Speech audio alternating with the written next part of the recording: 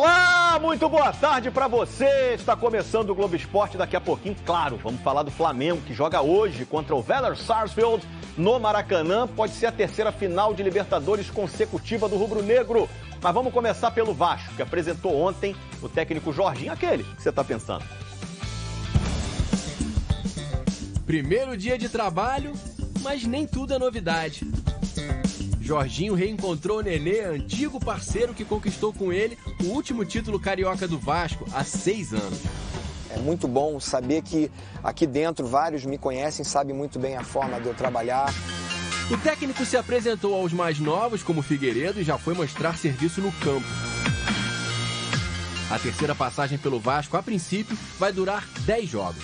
É o tempo que o Jorginho tem para devolver o time à Série A, como fez em 2016, e reconquistar a confiança dos vascaínos. Meio ressabiado, como todo vascaíno costuma ser, né, nessa fase que o Vasco vive. É uma expectativa de dar uma melhorada, né, no time. É ótimo trazer um técnico mais experiente que já tenha passado pelo clube. Jorginho já chega com a responsabilidade de fazer o Vasco ter fora de casa um desempenho pelo menos parecido com o que tem em São Januário. Já são 6 derrotas seguidas longe daqui. E agora tem pela frente lá em Porto Alegre um adversário direto, o Grêmio. E a prioridade... Ele vai precisar organizar principalmente o setor defensivo, que é o que tem machucado bastante o Vasco, nessa reta final para não correr risco. Fiz um contrato de 2 meses, porque eu acredito muito no trabalho do Vasco da Gama. Nós temos todas as possibilidades para ter um final de ano maravilhoso. Corrigindo, o Flamengo pode conseguir a terceira final de Libertadores em 4 anos, né? Para de me cornetar aí, hein? Vamos falar de Fluminense agora, que tem novidade. O atacante Alan pode ser opção para o jogo de sábado contra o Fortaleza no Maracanã. Está recuperado de uma lesão na panturrilha. Mais informações sobre a situação do Alan, sobre o Fluminense, você pode conferir lá no ge.globo. Faz o coraçãozinho e a homenagem. São 12 anos de casamento e a Marta passou mais de 5 sem comemorar um gol do marido. A mulher tava me cobrando isso daí faz tempo já. Falei, calma amor, vai sair, graças a Deus saiu. Marçal é o nome da emoção! Demorou para chegar nesse momento do gol. O último tinha sido em 2016, quando o Marçal defendia o Gaziantepspor da Turquia. De lá para cá, o lateral passou pelo futebol francês, inglês e agora chegou ao Botafogo. Foram 152 partidas até o fim do jejum. A vitória sobre o Fortaleza também encerrou a sequência de 5 jogos sem vitórias do Botafogo no Brasileirão. Domingo tem o América Mineiro no Newton Santos e Marçal quer aproveitar o embalo. Espero que isso seja frequente na minha vida. Amanhã começa a WSL Finals na Califórnia, nos Estados Unidos, e o Cleiton Conservani vai explicar pra gente como é que vai funcionar essa disputa. Apenas um dia de baterias para definir o campeão e a campeã mundial de surf desse ano. Mata-mata são os 5, né, do ranking, começam no enfrentamento entre o 5º e o 4º colocado. Quem vencer enfrenta o 3º, depois quem vencer esse confronto enfrenta o 2º, até chegar na final contra o 1º colocado. No caso dos homens é o Felipe Toledo, que vai ficar aguardando, né, por esse mata-mata entre os outros. E para vencer, ser campeão mundial, ele tem que vencer 2 vezes o adversário dele, que é uma melhor de 3. Em primeiro lugar ali tem uma vantagem, tá descansando, tá vendo o que os outros surfistas estão fazendo, né? Qual foi a estratégia que ele usou na bateria. Nas 10 etapas desse ano, ele ganhou na Austrália e Saquarema. Quando eu estou na redação de esportes da Globo, tudo é muito familiar.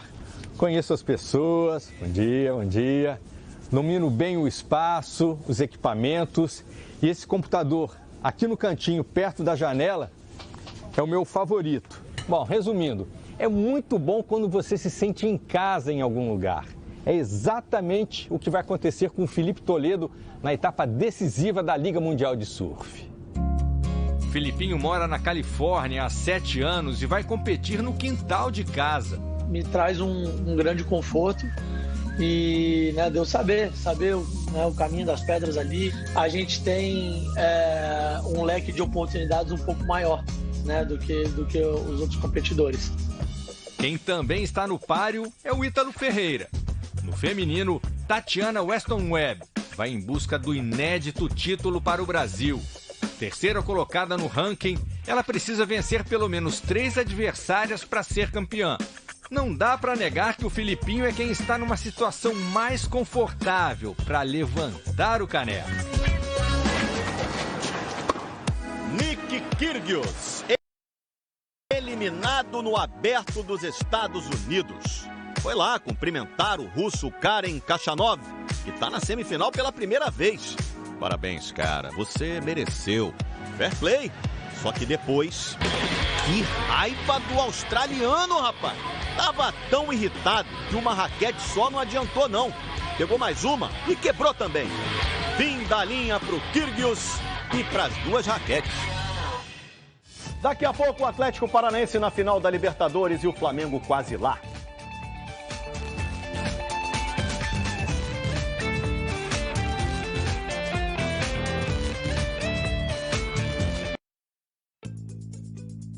Globo Esporte de volta, falando de vôlei. Brasil venceu o Irã e agora vai pegar a Argentina nas quartas de final do Mundial.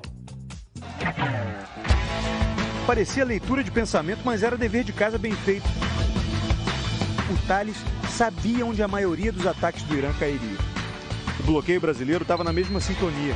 Amin, um dos principais atacantes iranianos, parou 2 vezes ali no primeiro set. Não fez nenhum ponto. 25-17 Brasil. Como de hábito, a seleção construiu o placar dela com o Wallace, com o Lucão, com o Leal. Melhor atacante em quadra com 20 pontos.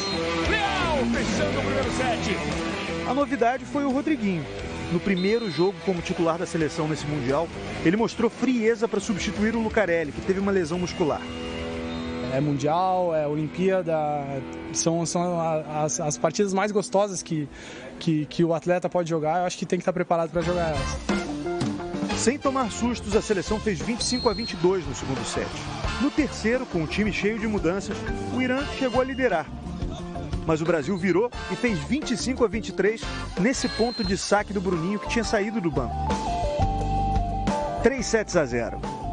Passada a tensão do primeiro jogo eliminatório desse campeonato mundial, o Brasil tem um inimigo íntimo nas quartas de final, a Argentina. E a chance de tirar um nó da garganta já dura mais de um ano, desde a decisão de terceiro lugar dos Jogos Olímpicos de Tóquio. Uma derrota de virada por 3-2, dura de aceitar. Argentina, medalha de bronze nos Jogos Olímpicos. Olha, pode não ser na mesma competição, pode não valer medalha olímpica, mas é revanche para quem viveu tudo aquilo. A gente pode devolver o que foi feito lá em Tóquio, né? Que venham os argentinos.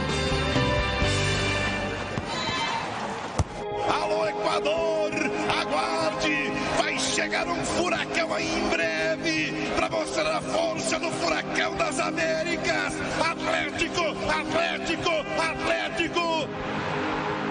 17 anos depois, o Atlético está de volta à segunda final de Libertadores da história, com um técnico multicampeão que vai decidir pela 4ª vez o maior torneio da América do Sul, o brasileiro que mais vezes chegou lá. E com 3 times diferentes, hein? Grêmio, Palmeiras e agora o Atlético. É preciso respeitar Luiz Felipe Scolari, o Felipão. Precisando da vitória, o Palmeiras fez 1-0 no Atlético com 2 minutinhos de jogo. Gol do Gustavo Scarpa. O Atlético havia vencido na ida por 1-0. As principais chances do primeiro tempo foram do Palmeiras. E o goleiro Bento estava bem lá atrás. Aos 44 minutos, Murilo chegou forte no Vitor Roque. Com a ajuda do VAR, o árbitro, que reclamou muito de uma cotovelada do Alex Santana alguns minutos antes. Assim, o Palmeiras foi para o intervalo com 1 a menos. Se o VAR viu o mesmo que eu vi, é a primeira vez na história que eu vejo um amarelo por uma agressão. Primeira vez na história, mas não me vou alongar muito mais. Mas aí, o Pablo diminuiu para o Atlético. E olha só que lançamento do Fernandinho para o Vitinho. A posição era boa. E o 2-1 levava o jogo para os pênaltis mais uma vez. A gente está na final, vai enfrentar um grande time. Sabemos que vai ser difícil, como não foi Palmeiras. a gente está com muita vontade e muita força para enfrentar esse grande jogo. Flamengo que se cuide, hein? Se confirmar a classificação hoje, todo cuidado é pouco com o furacão do Felipão. Vai ser um baita adversário. Outro finalista sai hoje, Flamengo e Vélez vão se enfrentar no Maracanã, 9h30 da noite. Rafael De Angeli já chegou ao Maracanã para contar tudo sobre o jogo pra gente. O Flamengo tem uma missão bem adiantada aí, venceu o primeiro jogo 4-0, né, Rafael? É isso, Escobar. Boa tarde a você, boa tarde a todos. A vantagem é considerável, né? 4-0 no jogo de ida na semana passada na casa do Vélez. Por isso o Flamengo pode perder por até 3 gols de diferença, que mesmo assim avança a decisão para pegar o Atlético Paranaense. Seria a terceira final do Flamengo em 4 anos. Mas o Dorival Júnior prega muita cautela. Ele poupou seus titulares no fim de semana, no jogo contra o Ceará, e vai colocar praticamente o que tem de melhor à disposição no jogo de hoje, com 2 exceções, é a tendência. Vamos ao time primeiro.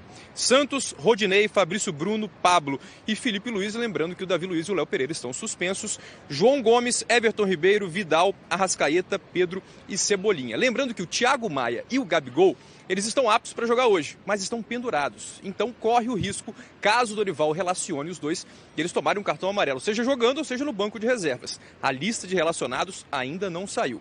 O que a gente pode ter certeza é que o Maracanã hoje estará lotado. O Flamengo vem fazendo isso em todos os seus jogos, seja na Libertadores ou em outras competições. A torcida está empolgada com o time e com o Dorival, como a gente vê agora na reportagem do Regis Reze. Papai Noel do Mengão Malvadão já quer antecipar o Natal. Isso aqui é Flamengo! Gol, gol, gol! É Flamengo! A religião, né? Acima de tudo é uma religião. Fé que faz deitar e rolar. Hoje é fantasia! Esquece, esquece! A torcida do Flamengo nem te fala. A gente fala então. O número de sócios torcedores do Flamengo subiu de 70 mil para 105 mil nos últimos 3 meses. Onde estiver, estarei. Em Brasília, o quórum do Flamengo no Mané Garrincha, na goleada por 4-0 contra o Juventude pelo Brasileiro, é até agora o maior público do Brasil no futebol em 2022. 65.392 pagantes. Esse ano, os rubro-negros também estiveram presentes no segundo, no terceiro, no quarto, nos 5 maiores públicos, transformando a arquibancada em palco do The Voice Kids.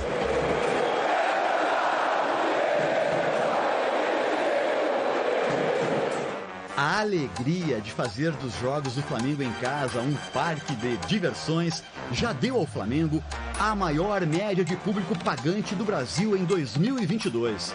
41.969 técnicos. Obrigado, Dorival! O nome Dorival já está gravado na vida dos torcedores do Flamengo.